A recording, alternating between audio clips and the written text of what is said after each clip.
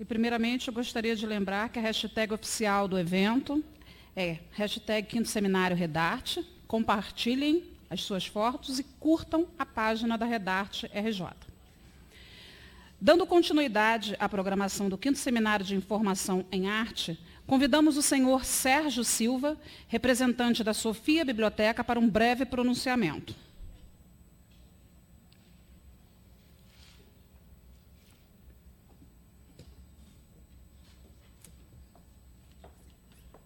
Posso passar? Fala aqui.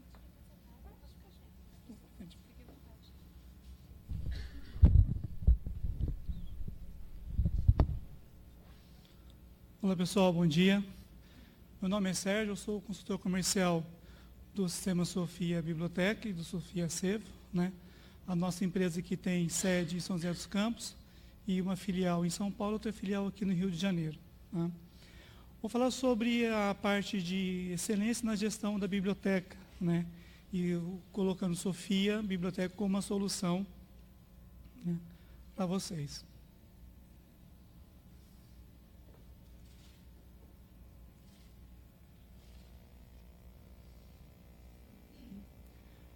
Uma biblioteca, né? Posso usar isso aqui? Estão me ouvindo? Tá. Assim, uma biblioteca, né, tem a importante função de disseminar a informação, né, e ampliar acesso à cultura, né? E, além disso, existe também necessidade de oferecer um serviço, né, de excelência em qualquer área hoje, né? Então, é imprescindível, né, a biblioteconomia fazer o acompanhamento tecnológico, né, para oferecer um bom serviço, né, para o usuário. E é isso que nós propomos aqui, apresentar para vocês, né, um sistema para que vocês tenham um bom trabalho de gerência, né, um sistema flexível, né, para mostrar todo o trabalho da biblioteconomia. O sistema Sofia, ele trabalha com padrões internacionais, com formato MARC 21, ACR, deixa eu voltar aqui, não, né, padrão ISO 2709 para transferência de dados, né, serviço, né, um servidor Z3950, né, e também com biblioteca digital, através do protocolo AIPMH. Tá? A interface do sistema é uma interface moderna, mas nós temos uma preocupação com a ergonomia, que faz com que o sistema tenha uma interface agradável e fácil de trabalho. Tá? A gente desenvolve o sistema desde 97, então temos uma grande carteira de clientes, uma carteira importante, onde temos muitos usuários, né, finais usando o sistema, tanto no Brasil quanto em outras partes do mundo, né? E para atender esse grande volume, né, de clientes, nós temos, né, uma equipe de suporte, né, com custo acessível, né, de acordo com a necessidade do seu negócio. Tá? A questão de segurança e controle, o sistema permite que você faça perfis de acesso de acordo com o perfil de usuário, né, de acordo com a função dentro da biblioteca, né? A parte de flexibilidade, políticas de empréstimo, quando é uma biblioteca universitária, quando tem a parte de circulação, é possível colocar políticas de empréstimo na instituição ou uma política local. Tá? Também tem a parte de integração com outros tipos de sistema. Então, talvez você tenha um sistema, seja um sistema acadêmico, um sistema de RH, e aí não precisa cadastrar o usuário duas vezes. Então, a gente tem uma integração via web service que permite que você faça essa integração, seja um sistema administrativo ou um sistema financeiro. A interação com os usuários. Nós temos a possibilidade de fazer pesquisas, né, com o usuário através de enquetes. Então, por meio de perguntas abertas ou perguntas fechadas, o software possibilita que você faça essa pesquisa com o usuário e veja os resultados através de gráficos e através de relatórios, né? Também a empresa fornece, né, já para o usuário final, a possibilidade de usar o software através de um tablet, né, através de um app mobile, que nós temos homologados no Google Play, no iOS ou para o Windows Phone. Tá? Também temos serviços, né, para deixar a parte visual da biblioteca mais bonita para o usuário, serviço de inclusão de capas de livros também dentro do sistema de biblioteca. Tá? E algumas funcionalidades do sistema, eu vou destacar alguns pontos para vocês. A parte de aquisição é muito importante na biblioteca, né, e é uma tarefa, às vezes, difícil de fazer, que é o controle de compra de um livro. Né? Seja uma biblioteca universitária que recebe demandas de coordenadores, sugestões de usuário, e como fazer essa demanda, ver a necessidade da compra de um material. Então, o sistema tem um módulo de aquisições que permite que vocês façam o controle, melhorou um pouco a voz, né? Um controle de aquisição de doações, de assinatura de periódicos, permutas e orçamentos. Permite que vocês façam o recebimento das sugestões que o usuário manda por terminal web. Né? Aí vocês façam a aceitação ou recusa daquele material. Né? O usuário recebe essa informação, ele consegue acompanhar esse processo de compra. Né? Pensa numa biblioteca universitária, o professor saber se a compra foi aceita ou não para um próximo ano letivo, isso é muito importante. Né? Envio de sugestões, análise do orçamento recebido, vocês têm os fornecedores externos, vocês mandam para as livrarias, a editora, esse orçamento. E uma vez que o livro foi catalogado, né, foi cadastrado para o orçamento, não precisa fazer de nova digitalização dele. Vocês usam o próprio orçamento, então faz o controle, recebe o livro, né, efetiva o recebimento dele e faz uma inclusão no sistema de biblioteca através do módulo de aquisições, ganhando tempo, evitando o retrabalho. Né? Tem também a parte de registro de assinaturas de periódicos, que vocês podem controlar aí tanto a renovação da assinatura, quanto a expectativa de chegada. Se você é uma revista que recebe a cada mês, uma expectativa para receber o livro, ou desculpa, a revista, sempre nos primeiros 5 dias, né, da assinatura. E se não receber, o sistema te manda um alerta de que o material não chegou. Você faz todo esse controle da expectativa, ou talvez fazer a cobrança para que seja reposto pela editora, né, o material que não chegou. Tá? Sobre a catalogação. A catalogação, nós temos um exclusivo sistema de conversão online do MARC, né, com a ACR, nível 3. Então, a biblioteca pode escolher ou catálogo os dados em MARC, ou catálogo os dados em ACR, e o sistema faz essa conversão, né, sem nenhum conflito de dados. Tá?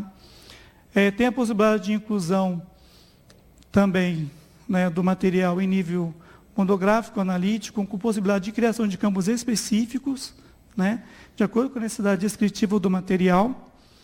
Tem processamento de qualquer tipo de material monográfico, possibilidade de catalogação centralizada ou descentralizada, pensando numa rede de bibliotecas que você tenha que ter, talvez, uma classificação, alguma usa CDU, outra usa CDD, outra classificação, dá para ser feito isso no nível do exemplar.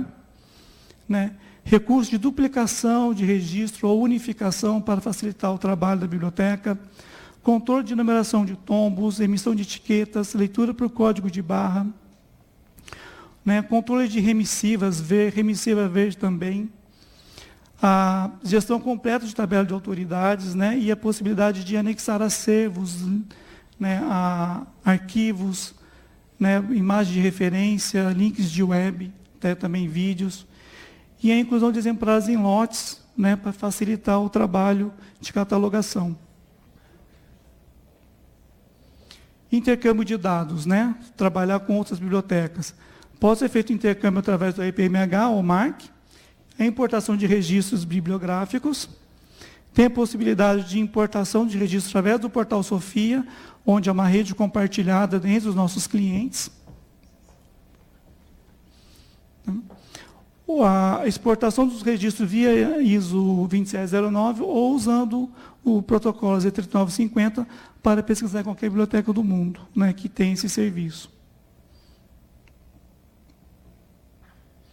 Na parte da web, a gente oferece aos usuários, né, aí seria o caso do teu usuário final, controle de reservas, controle de renovação, sem precisar ir até a biblioteca, né, acesso ilimitado, né, aos usuários em forma simultânea, um acesso rápido, né, a possibilidade de aplicação de políticas de documento, né, como pode ser acessado a mídia dentro do sistema, se vai ser livre ou mediante login e senha, né, relatórios estatísticos de pesquisa na internet, saber quem está pesquisando o teu material, qual o horário que ele o pesquisa e qual lugar do mundo que está sendo acessado, né, a sua biblioteca.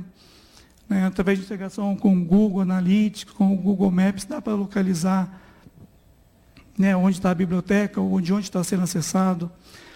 A autonomia do usuário, a gente colocou aqui, tem o perfil de interesse, que seria o DSI, né? Então, o usuário faz o perfil de interesse do que ele quer receber.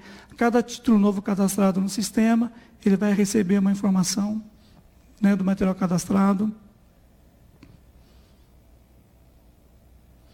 A parte de circulação, controle completo de circulação para a biblioteca e por biblioteca, né? Então, quando a biblioteca em rede, cada uma fica numa cidade ou em um bairro, tem horário de funcionamento diferente, né? Então, tem comunicação com o usuário específico, e isso é feito através do sistema. Tá?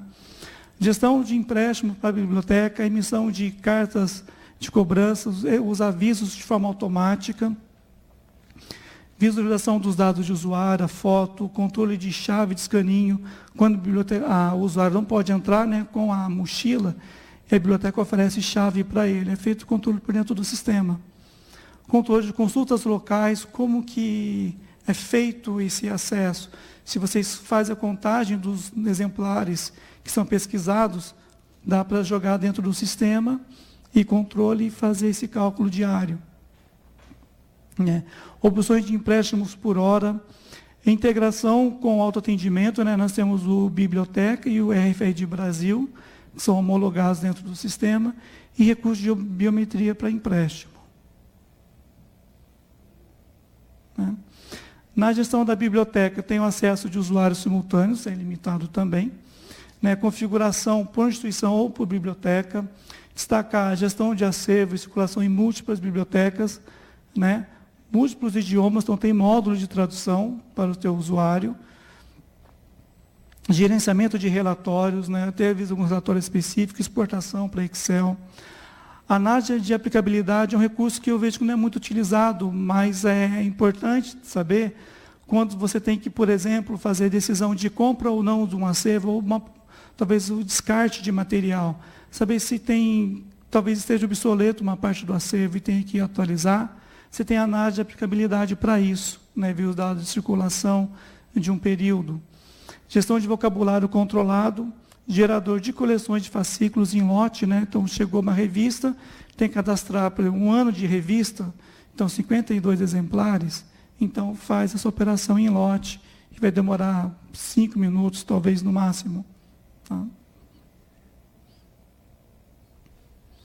A biblioteca digital, nós temos opções de ter o repositório Sofia, né, ou fazemos integração com o DSpace, né, podem ser feito integração com Harvard através do AIPMH, né, tenho possibilidade também de aplicar política de acesso aos documentos, né, mediante login e senha. Aí essa política pode ser por perfil de usuário, por usuário específico, ou talvez por biblioteca, quando for o caso da instituição. Né? Os usuários, né, eles vão receber os alertas, aí pode receber o alerta no e-mail, o alerta na área do terminal web, ou no celular, então um aviso de renovação, um aviso de um material que ele está precisando de uma reserva, um aviso para devolver o material. Tem informações bibliográficas de curso, né, como quem trabalha com biblioteca universitária, relatório MEC, ou talvez levantamento bibliográfico para pesquisador, pensando numa instituição cultural, você tem essa possibilidade, né? Então, por exemplo, tem um pesquisador, pode ser tanto pesquisa interna, está na própria instituição, você tem um grupo sobre né, algum artista plástico está sendo trabalhado, você faz esse levantamento para a equipe, ou talvez para um biblioteca universitária, um coordenador de curso, que vocês podem oferecer esse serviço. O DSI, né, que aí vocês podem fazer essa configuração para o usuário, e a referência bibliográfica dentro da ABNT, também agora, também temos a referência bibliográfica também na opção Vancouver. Tá? É uma novidade que saiu esse ano no sistema. Tá? Aí tem no folheto de vocês, um exemplo, vou pular aqui, alguns depoimentos, como a bibliotecária Noêmio da UMESP, né? Aqui no Rio de Janeiro, Colégio Teresiano, então tem desde biblioteca infantil, biblioteca escolar, a biblioteca universitária e biblioteca institucional, né? A Unicamp, vocês conseguem depois ler aí no material de vocês.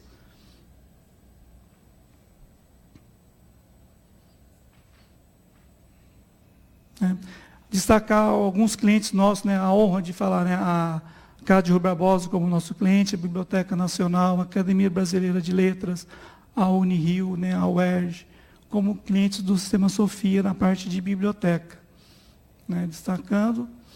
Tem o portal Sofia, para que as bibliotecas façam trocas de materiais, como permutas, né? Pode ser feito consulta de dados bibliográficos para a biblioteca. Né? A gente oferece serviço de implantação, migração de dados, a gente leva muito a sério a parte de migração de dados, para que isso não perca as informações já trabalhadas. Né?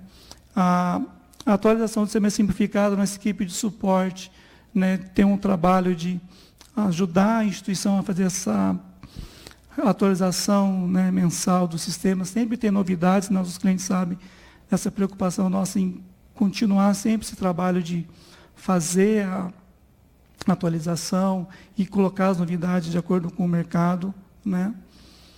E né, a Primo desde 93, aí eu estarei com o stand aqui, aí se vocês quiserem depois mais detalhes sobre o sistema, né? Tem a parte também de arquivo, que nós podemos também tratar, tem um Sofia Acervo, aí estarei hoje e amanhã, eu posso conversar com vocês, tirar mais dúvidas, né, sobre o sistema.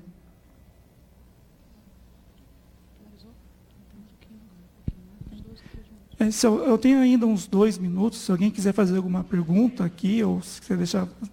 Tem alguma dúvida, alguma questão que queria perguntar? Não?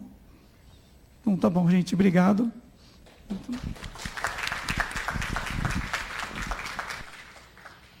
Em nome da Redarte, RJ, agradecemos ao Sofia Biblioteca pelo patrocínio e constante apoio.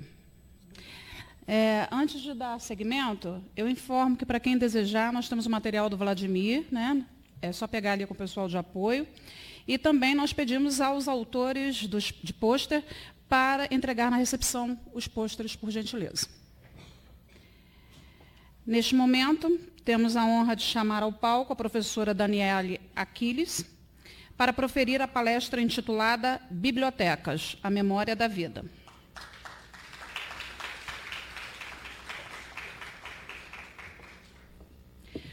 Lembramos a todos que poderão formular suas perguntas ao final ao microfone.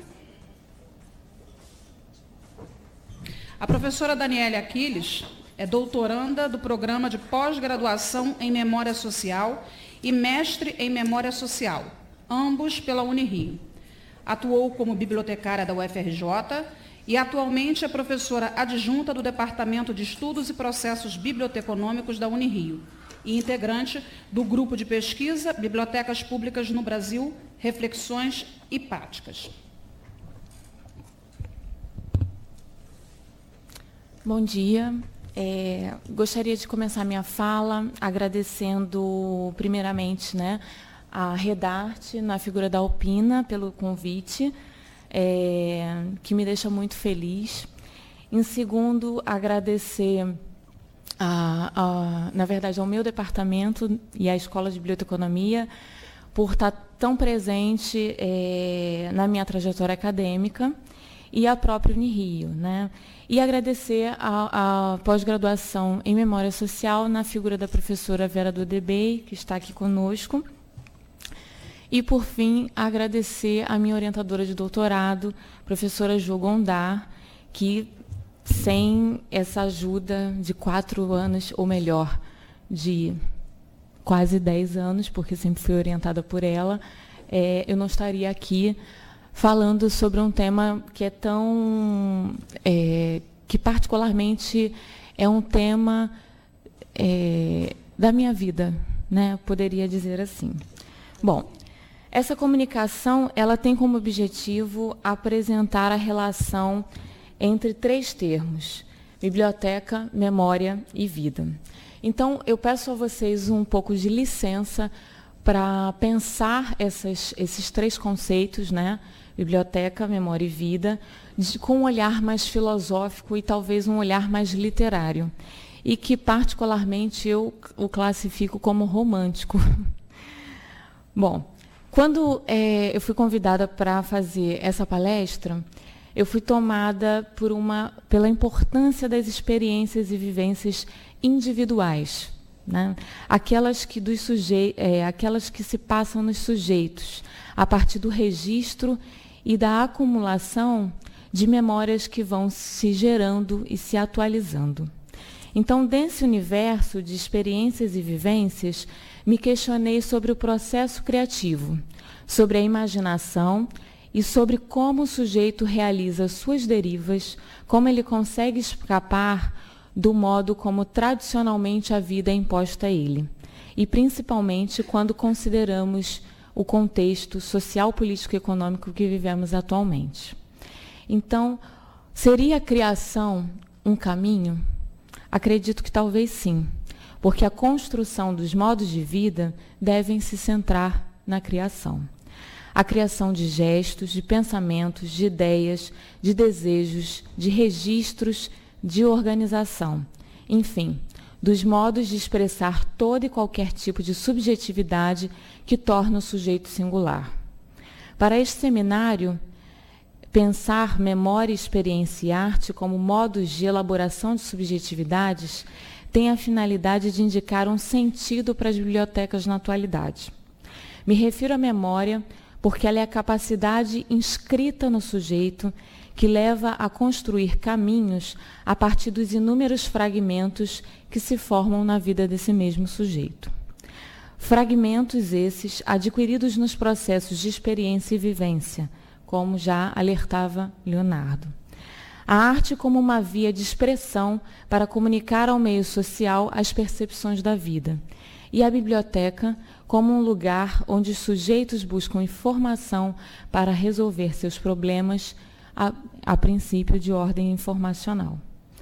Não me preocupei em selecionar em um primeiro instante autores que teorizam esse conceito, mas porque isso iria de encontro às ideias que eu trago aqui. A intenção, na verdade, é de plantar sementes que darão frutos a partir da vivência que vocês partilham comigo nessa experiência. Para iniciar efetivamente a minha fala, trago 3 imagens. A primeira imagem é a imagem A Árvore da Vida, de Gustav Klimt, a qual relaciono com a etiqueta Representação da Vida. O autor austríaco e muito polêmico, ele se ocupou de criar painéis que pudessem provocar as pessoas. Suas obras traziam temáticas muito ligadas à sexualidade. E por isso se distanciou de um meio artístico e social mais conservador. Participou de um movimento vanguarda na Universidade de Viena e logo depois fundou com seus colegas um grupo próprio. Mesmo com as inúmeras críticas, Klimt seguiu adiante. A obra Árvore da Vida representa o desenrolar do ciclo da vida humana, alinhado aos fundamentos bíblicos da árvore do conhecimento. Isto é, ilustra o bem e o mal a partir da visão de que o Senhor Deus fez brotar da terra tudo. Essa mensagem se traduz em uma história muito conhecida por todos nós, a que Deus não teria permitido a Adão e Eva no paraíso que eles comessem o fruto dessa árvore, mas os dois não respeitaram tal imposição divina quando Eva comeu o fruto proibido porque ela desejava ter mais conhecimento. O fruto, nesse caso, representava o conhecimento. Essa passagem gerou uma série de consequências na visão bíblica e me pergunto por que Clint resolveu retratar essa questão. Quando Clint cria essa obra, e essa obra é composta por 3 painéis, a árvore da vida, que está ao fundo, o abraço, à direita, e a espera à esquerda, ele realiza, através de um mosaico, durante a Idade de Ouro, em uma fase histórico-realista, marcada pela dualidade entre a realidade e a ilusão, esse painel. Ao mesmo tempo, ele faz a crítica a uma concepção religiosa do amor. As formas retas, representadas por caracteres geométricos mais sólidos e exatos, nos conduz ao limite e à sobreposição, enquanto as formas mais curvilíneas fogem à exatidão do geometrismo.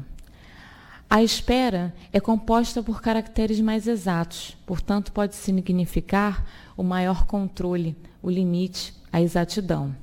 O abraço é composto por formas curvilíneas que fogem ao controle e à solidez triangular da espera. E a árvore da vida funciona como um pano de fundo para esses 2 painéis, completamente formado por elementos curvilíneos. Cada espectador, quando acessa essa obra, pode ter uma sensação, uma experiência e vivência distinta da elaboração feita por alguns especialistas e por quem vos fala. Escolhi essa obra porque ela é conhecida talvez por todos nós. Apresenta a junção entre o ideal e a realidade e tem como intencionalidade a perspectiva de um olhar diferente para a história que a princípio vos apresentei. Cada olhar, na verdade, produz uma outra forma de experienciar a vida, seja ela através de uma perspectiva triangular ou curvilínea. A árvore da vida, representada no painel de Clint, é um panorama e pode significar que a vida não é uma linha reta, limitada, sólida e definida. É composta por atravessamentos, curvas e desvios. A segunda imagem... Pode passar. Pode passar. Pode. A segunda imagem retrata o Atlas da Mnemosyne de Aby Warburg, historiador e filósofo alemão, conhecido como pai da iconologia moderna, que produziu este atlas com 63 painéis entre 1924 e 29. Esse atlas reúne imagens, desejos, livros e tantos outros elementos. Warburg foi responsável por criar também uma nova concepção de biblioteca, baseada na ideia de bibliotecas de perguntas, e seu caráter específico consiste justamente no fato de que a classificação obrigava a entrar nos problemas elaborados pelos sujeitos. Essa biblioteca, uma biblioteca em movimento, em constante mudança, recriada, reinventada diariamente em função do princípio da boa vizinhança, que ele traduzia como a capacidade de os livros teriam de se relacionar com outros e, sobretudo, de fazer despertar no leitor diversas perspectivas, conveniências, correspondências e reflexões heurísticas, também direcionava o leitor a acessar a arte do descobrimento. As descobertas e o modo de trabalhar de Warburg têm despertado grande interesse nos estudiosos da imagem e da arte, devido às suas elaborações teóricas e investigações historiográficas. Ademais, de maneira mais ampla, serve para pensar as diferentes questões do campo das ciências da cultura. E um exemplo disso é como as bibliotecas podem ou devem considerar as memórias e histórias de vida. O trabalho de Warburg pode ser considerado monumental, mas não foi tão reconhecido pela biblioteconomia, simplesmente porque sua ordenação, sua classificação, a classificação de sua biblioteca, não era possível a partir de uma normatização aos moldes dessa ciência, que preza pelo controle, pela limitação e pela solidez para representar os registros. Era uma organização que eu poderia classificar como rizomática, isso é, não tinha início, nem meio, nem fim, e positivava sempre o movimento. A lógica aplicada à organização se encontrava no cerne das perguntas, e o caminho, a imagem produzida por Warburg para conduzir o leitor era singular, se estruturava a partir de suas anotações. Mesmo assim, em 1921, a biblioteca se torna parcialmente pública e desempenhava funções de instituto de investigação. Warburg concentrou seus estudos na arte do Renascimento e acabou fazendo uma série de investigações históricas e antropológicas muito refinadas, que resultou em conferências, comunicações e um precioso volume de suas notas, que continham apontamentos e escritos que refletiam sobre todo o processo de seu trabalho cotidiano. Eu poderia aqui destacar essa biblioteca, mas optei sair um pouco da nossa zona de conforto, principalmente para quem é bibliotecário, e trago o Atlas da Mnemosine, composto, como já disse, por 63 painéis, com fundo feito de tecido negro, que agrupa cerca de 1000 fotografias e tantos outros documentos. O Atlas se localizava na entrada dessa biblioteca, por que Warburg escolhe o nome de Mnemosine para esse conjunto de painéis. A Mnemosine representava, ao mesmo tempo, uma organização peculiar do conhecimento e ilustrava todo um programa intelectual deste teórico. As imagens funcionavam como fragmentos de realidade organizados por uma lógica própria, sem indicação, por exemplo, do tempo ao qual os documentos pertenciam. O Atlas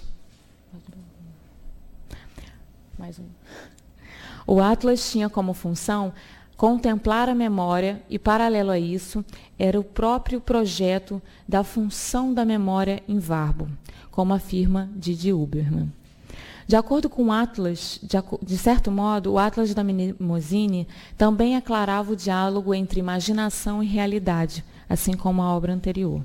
Ponto fundamental que nos permite elaborar conexões sobre esse projeto. Quando olhamos para os detalhes destes painéis, o que nos vem à cabeça? Observamos cada documento preso àquele fundo negro. A intencionalidade de Warburg, ao escolher um fundo negro, é bem representativa, ou seja, o obscuro, o negro pode representar o estado de problematização a qual o sujeito se depara. Enfim, um universo de perguntas e questionamentos. O jogo imposto pelo Atlas evidencia os modos de olhar, pensar e questionar. Cada documento revela uma memória individual que se conecta com uma memória coletiva. Ademais, os pontos em cada documento podem representar inúmeras brechas, perguntas, respiros e contentamentos.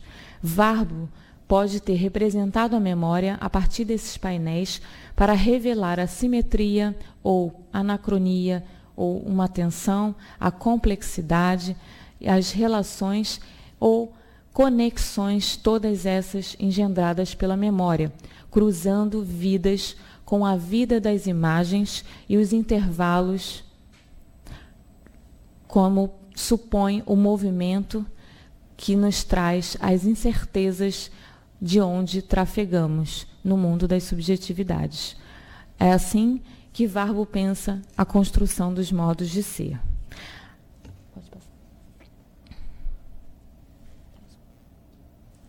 A terceira imagem que trago é a Árvore do Dia, de uma artesã artista plástica e ilustradora paulista chamada Cristina Botalo, que talvez nenhum de vocês devam conhecê-la, porque até eu não a conhecia. Então fiz esse exercício de buscar uma outra árvore desconhecida por nós brasileiros, mas de uma brasileira. Numa exposição no Museu Vivo da Memória, em 2013, se não me falha a memória, Cristina, ela reuniu 54 gravuras feitas por meio da técnica de seriografia. Essas peças foram compostas a partir da imagem de uma árvore com 3 elementos básicos: raiz, tronco e copa. A foto matriz é de uma guabirobeira, que se assemelha a uma goiabeira. Além das flores e frutos, Botalo utiliza as cores, os fundos, os efeitos e os recortes, como suporte, um tecido para suas gravuras. Essa obra representa a dualidade entre a existência real e a existência ilusória. É representada por símbolos de permanência e mudança, em constante transformação, mas nunca iguais, assim como os dias que se passam na nossa própria vida. Bom, para alinhar essas três obras, né, representadas pela etiqueta Árvore da Vida, eu vou trabalhar com o conceito de experiência em Walter Benjamin. Benjamin apresenta o conceito de experiência, e ele é considerado por muitos autores, inclusive por uma de suas intérpretes, que é Gagnon, como um teórico da memória e da conservação do passado. O caráter fragmentário e aberto da obra de Benjamin nos obriga a realizar escolhas para extrair análises sobre as questões relativas ao lembrar e ao esquecer, que constituem a memória. Por isso, aqui escolhi pautar as reflexões sobre o conceito de experiência e compreender a memória enquanto experiência. Benjamin era um exímio colecionador. Colecionava fragmentos, restos, cacos, com o intuito de formar mosaicos, entendidos aqui como imagens. O colecionismo, de um modo geral, é uma atividade que requer do colecionador uma atenção especial. Isso porque toda e qualquer coleção comporta diversidades. Para formar e desenvolver coleções, é necessário seleção e avaliação. Fatos, detalhes, objetos, lembranças, ruínas, sensações, sentimentos. Tudo isso podemos colecionar e materializar por meio da experiência. Mas o que vem a ser a experiência no sentido benjaminiano? Experiência e percepção são conceitos que Benjamin vai desenvolver a partir da sua análise sobre a modernidade e as implicações do impacto da modernidade. Uma delas, e a mais importante para o teórico, é os sentidos da experiência, a experiência no sentido pleno e a vivência. Ao se preocupar com o declínio da experiência no sentido pleno, ele também se inquieta com o fim da tradição oral e da narrativa. E tais preocupações se encontram presentes nas primeiras obras do autor. Em seus escritos, Benjamin articula a possibilidade de experiência a uma forma, a um ritmo de trabalho que deriva do desenvolvimento dos meios de produção e pondera que antes da industrialização, a vida individual e coletiva seguia um outro ritmo, ligado a um modo mais artesanal.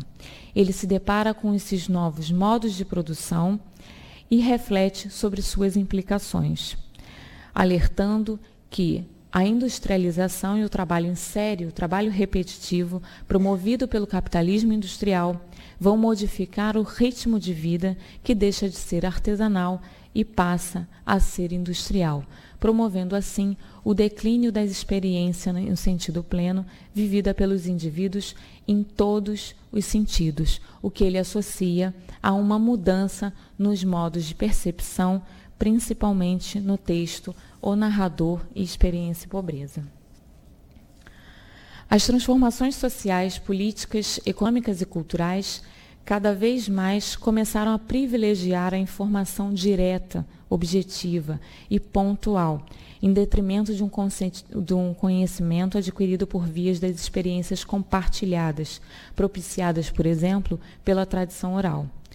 Benjamin alerta para esse declínio e promove a perda do detalhamento, da riqueza, dos conhecimentos e da capacidade de interpretar que são adquiridos pela arte de narrar.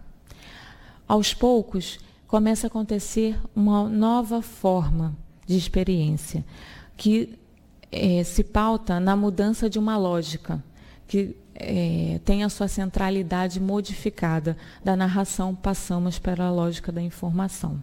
E é no seio dessa passagem que os conceitos de experiência e vivência se fazem presentes. Bom, nas palavras de Ganyaban, Benjamin valoriza a riqueza da vida, que pode se relacionar intimamente à experiência social, coletiva, como também à memória. É isso que a experiência, em seu sentido pleno, supõe.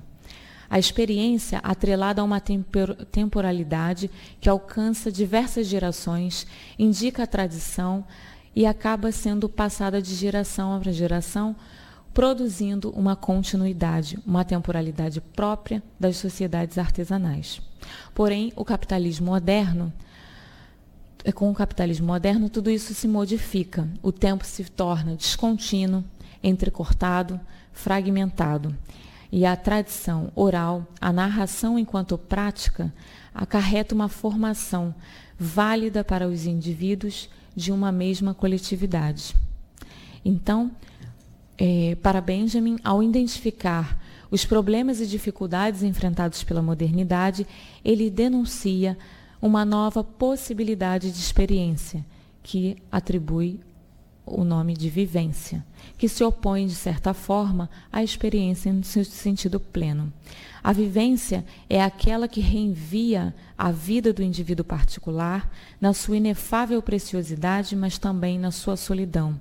Ela valoriza o interior e pode ser entendido da seguinte maneira: o indivíduo, a partir da sua impossibilidade de explicar e dar conselhos, como também presenciando o fim da tradição e de uma experiência compartilhada na vida contemporânea, tende a modificar seu modo de narrativa, priorizando suas vivências singulares, consagrando a solidão e a individualidade, por exemplo. A partir das palavras de Ganyaban, notamos uma valorização do ato de contar, de escutar, de lembrar, de esquecer, bem como de aprender. Quando o tempo se torna uma grandeza econômica, ela diz, quando se trata de ganhar e, portanto, poupar tempo, a memória também se transforma. Com isso, ela quer indicar as mudanças no modo de produção que modificam também os modos de narrar, contar, escutar, ler, lembrar, esquecer e aprender. O lembrar infinito e coletivo do tempo pré-capitalista cede lugar à narração da vida de um indivíduo isolado, que luta pela sobrevivência, pelo sucesso numa sociedade marcada pela concorrência. Isso significa que o desenvolvimento de uma narrativa que dá sentido ao interior valoriza o indivíduo e não mais o coletivo. Então, a partir da experiência e da vivência e das mudanças no modo de produção e compreensão artística, é que essa fala se coloca. Benjamin, quando clarifica esses dois conceitos, ele percebe o modo como a técnica e a tecnologia possibilitou o crescimento da quantidade de informações. E essa abundância de informações afeta o indivíduo e o condiciona a essas novas formas de experiência. Ou seja, o indivíduo tenta absorver tudo aquilo que é produzido. Cada biblioteca passa a ter a função de armazenar determinado tipo de informação. O objetivo sempre é promover o acesso ao indivíduo sedento de informações. O que se pode também deduzir é que essa nova forma de experiência, a vivência, ressalta a informação que não penetra nos domínios da tradição, porque se reporta a uma realidade em ebulição, aquela vivida. O domínio da vivência depende de uma dimensão que é mais experiencial e, por isso, ela tolhe ou impossibilita a experiência no seu sentido pleno. Com base nessas elaborações benjaminianas sobre a experiência e vivência, podemos inferir que somos feitos de informação. Entramos em contato com outras informações e devolvemos informações mais elaboradas. A cada contato, selecionamos, armazenamos, sintetizamos, disseminamos. Fazemos o exercício de esquecer, lembrar, reelaborar, narrando para nós mesmos e para os outros o que está diante de nós. A narração, por qualquer via que seja, é uma forma de exteriorizar as experiências que ficam marcadas em nossa memória individual e coletiva. A criação, a arte, é uma dessas formas. Selecionar e armazenar são práticas comuns que servem para compor nossas coleções, nossos mosaicos, nossas imagens. É assim que Benjamin concebe a dinâmica da memória e traz consigo o conceito de experiência.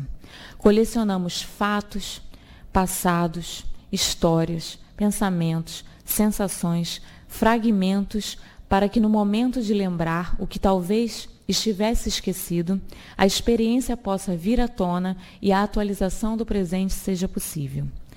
Toda vez que as coleções de fragmentos são acessadas, uma narrativa diferente é produzida e depende do que se almeja no campo da identidade naquele momento. Por exemplo, para anunciar esse quadro, se constrói construir uma expressão denominada força estimuladora. Alguma força estimuladora, quando afeta o sujeito,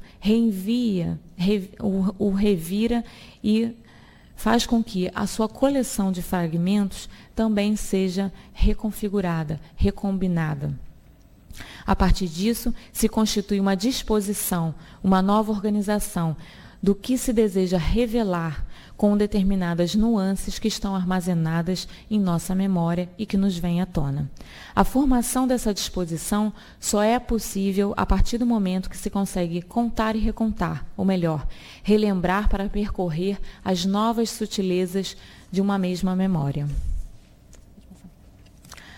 Nas 3 imagens escolhidas, o conceito de experiência se encontra presente.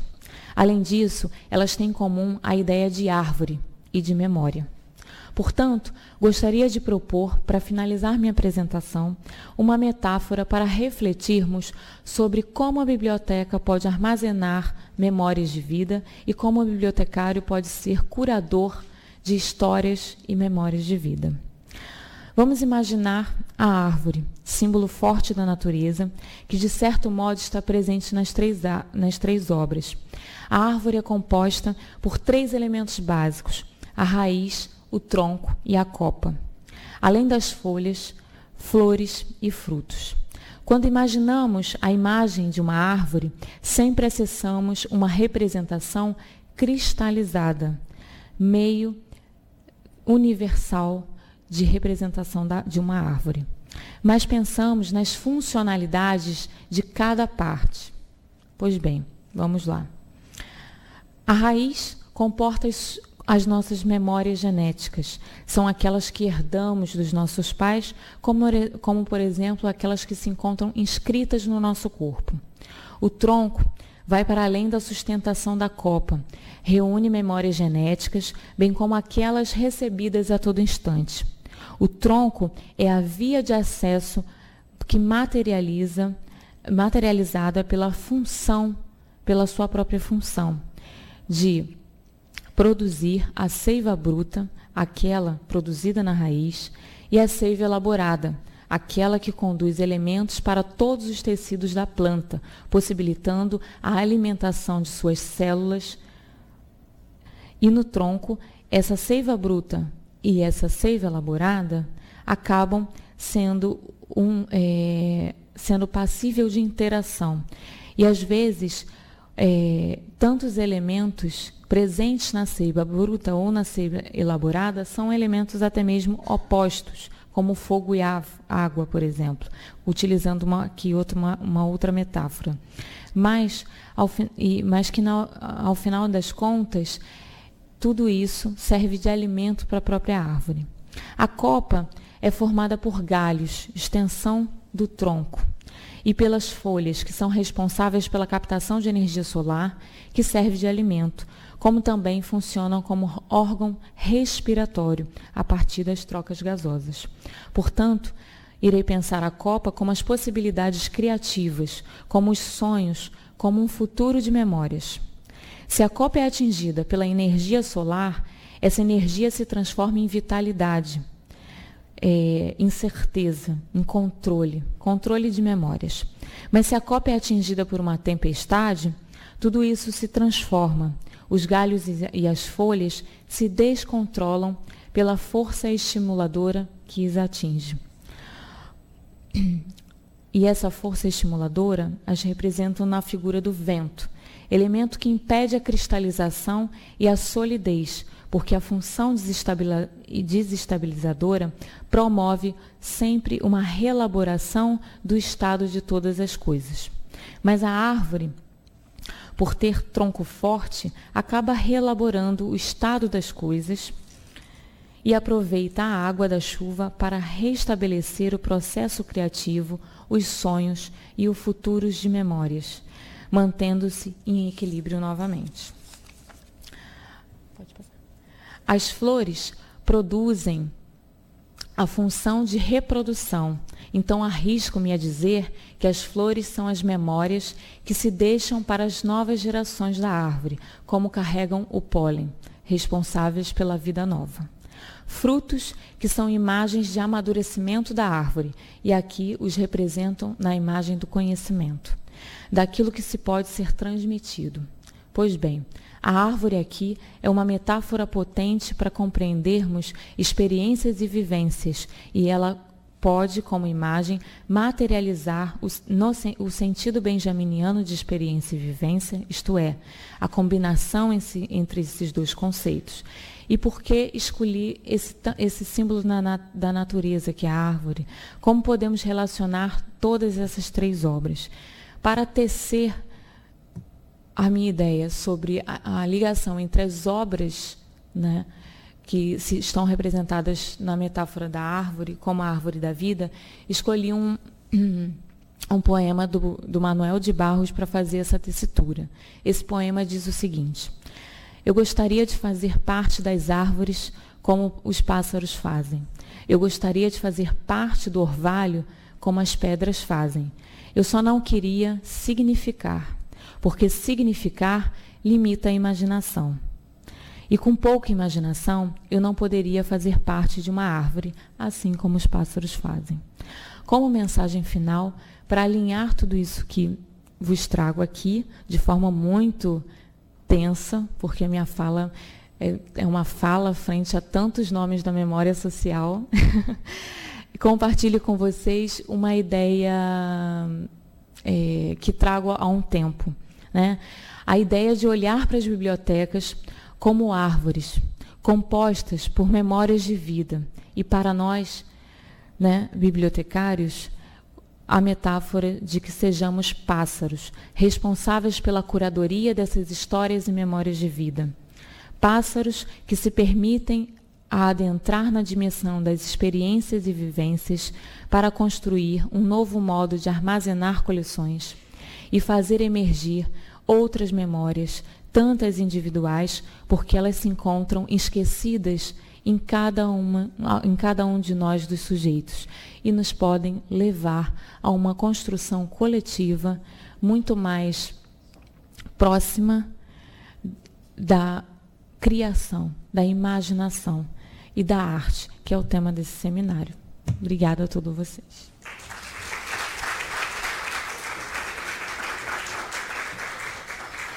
Obrigada, professora, pela ótima palestra e por suas colocações. Nós teremos agora um momento para responder algumas perguntas. Temos alguma pergunta?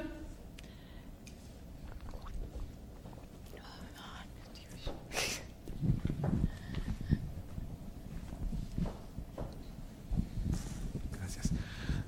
Daniel, de lo que acabas de decir, de todo lo que acabas de decir y esta metáfora del árbol, ¿qué opinas tú de cómo se crea, porque lo dices con una biblioteca, pero cómo se crea ese árbol también interno con las lecturas que va uno haciendo a lo largo de la vida? Sí. Yo me voy a hablar en portugués, ¿sí? Bom, Leonardo me pergunta como eu penso essa elaboração da metáfora árvore também no sujeito. Essa metáfora árvore nos serve, né? Porque, no fundo, somos como árvores. Somos feitos de memórias genéticas, né? Aquelas que trazemos, recebemos informações a todo instante, e quando recebemos uma informação, estamos elaborando memória continuamente, porque acessamos, sim, num sentido benjaminiano, as nossas experiências com outras informações, e as experiências genéticas que já estão presentes em nossa interioridade, nosso interior, elas acabam se misturando. É como se a cada informação recebida, nós transformássemos as informações que temos, as nossas informações genéticas e as informações que estão armazenadas em nossa memória. É a partir dessa mistura, né, dessa seiva bruta e elaborada que reside em nós, que há uma possibilidade de externalizarmos, a partir da criação, outras memórias, né? E a partir também dos nossos modos de pensar, de ser, efetivamente, que não são só modos, não tem a ver com os processos de criação, no sentido de criação em arte, mas de criação dos nossos modos de vida diários, né? De como entendemos a vida, de como interpretamos uma informação, de como acessamos essas informações já contidas no nosso interior. Então, o modo como eu me apresento aqui, que é diferente de Léo, que estava de pé, é um modo de ser, né, representado por tantas informações contidas e memórias que são responsáveis pela constituição das nossas subjetividades e, obviamente, das nossas singularidades. Respondi? Sim. Mais alguma pergunta? Bom, sim. Um momento, por gentileza, ela vai passar o microfone. Enquanto você falava agora há pouco, eu me lembrei de um livro da Ecleia Bose. Eu não sei se você conhece, Daniela, chama-se Memória de Velhos. Sim. E a partir desse livro, ela narra cada entrevista que ela faz com cada pessoa de São Paulo, que ela é de lá e ela fez esse livro a partir de entrevistas com pessoas idosas de São Paulo. Ela reconstitui os bairros e a memória de toda aquela gente, de toda aquelas gerações antigas. Sim, achei esse livro muito bonito e traz aqui para a gente, eu acho, uma contribuição muito interessante, porque ela não está falando do discurso oficial, competente, do discurso competente. Ela está falando da memória individual de cada ser humano, que todos nós aqui temos uma história para contar, uma história de vida. Sim. Então, eu achei esse livro me marcou muito por esse aspecto que você abordou de forma tão sensível e delicada. Sim. Eu fiquei até emocionada. Parabéns. Obrigada. Porque nesse livro e em tantos outros trabalhos que lidam com essa questão da memória, né, de fazer emergir as memórias individuais, são trabalhos que eu considero especiais, porque a gente acaba pensando como é a memória, na verdade, contada a partir da perspectiva do sujeito, a partir da sua interação com aquilo que ele vivenciou. É completamente diferente da memória ou da história contada pela própria história dos fatos, numa configuração que a gente pode chamar, talvez, de oficial, né? Então, a memória que emerge do sujeito, ela é sempre mais especial, ela é mais detalhada.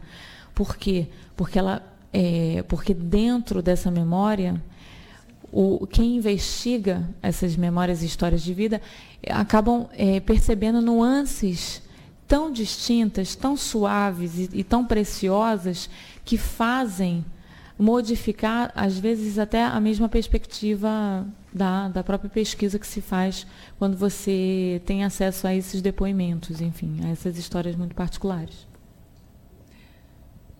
Bom, infelizmente, em função do tempo, a gente teria até mais uma pergunta, tem? Mais uma perguntinha? Sim?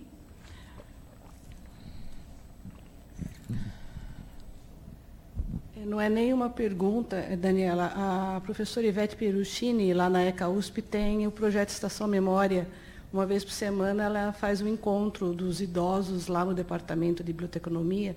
E é muito interessante essa reunião. E aí me parece que ela faz uns encontros também entre os idosos e crianças de escolas públicas. Então é um trabalho bem legal, eu acho que para a sua pesquisa seria Sim. bem interessante. E o seu conceito de árvore me lembrou o conceito de enciclopédia do Humberto Eco. Sim. Né? Eu acho que é por aí também que a gente vai. Acho que o grande dilema de nós bibliotecários é essa questão da significação, porque a gente limita significado, né, para poder trabalhar. Então, como é que a gente faz o trabalho e, ao mesmo tempo, permite essa liberdade, né, da memória e tudo isso. Então, Sim. Só isso. Na oportunidade, também esclarecer que meu tema de doutorado não é particularmente esse que eu apresentei aqui. Na verdade, o tema do doutorado se refere a uma investigação sobre o próprio conceito de biblioteca pública no Brasil. E, em janeiro, pretendo defender essa tese. E na verdade, a pesquisa ela não investiga tantas histórias de vida. Na verdade, ela investiga alguns discursos de bibliotecários em algumas bibliotecas públicas que servem de parâmetros para as bibliotecas públicas do Rio, em especial do Rio de Janeiro, mas que sim, eu na tese tenho construído um novo entendimento, uma nova perspectiva para o olhar das bibliotecas públicas. Então, acabo me valendo dessas teorias todas de Benjamin, enfim, de tantos outros, e futuramente da história das emoções, trazidas pelo Leonardo. Obrigada pela sua contribuição. Obrigada pela participação da plateia. E lembrando que vocês poderão encaminhar suas questões posteriormente por e-mail. Agradecemos à professora Daniele, que gentilmente aceitou o nosso convite para participar do 5º Seminário de Informação e Arte, repartindo conosco a sua rica experiência. Encerramos nossa programação desta manhã, convidando todos os presentes para prestigiarem a sessão de pôsteres no hall da entrada do auditório. Os autores estarão à disposição dos participantes para apresentarem seus trabalhos. São eles: o Centro de Documentação Teatral ECA USP, Opções Teóricos Metodológicas, de autoria de Elizabeth. Eu esqueci, uma salva de palmas para a professora.